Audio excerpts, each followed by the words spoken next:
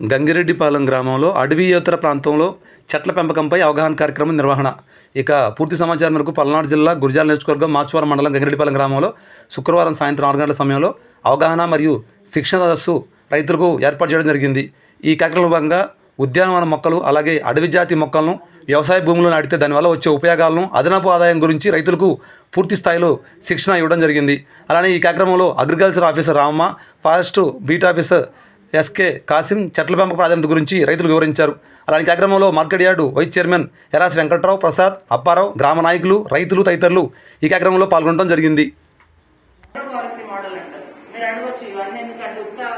వ్యవసాయ పంటలు పెంచుతామంటే ఇప్పుడు వ్యవసాయ పంటలు పెంచితే 6 నుంచి 9 నెలల వ్యవధిలో మీకు పంట వస్తుంది. మళ్ళీ కోసి మళ్ళీ వెంటనే వేరే సేమ్ అదే పెడతారు మళ్ళీ పంట. దానివల్ల ఏంటంటే ఒకటే పంట పెట్టుకుంటూ పోయితే ఫారెస్ట్రీ మోడల్ అంటారు. మీరు అడగొచ్చు ఇవన్నీ ఎందుకంటే మేము వ్యవసాయ పంటలు పెంచుతామంటే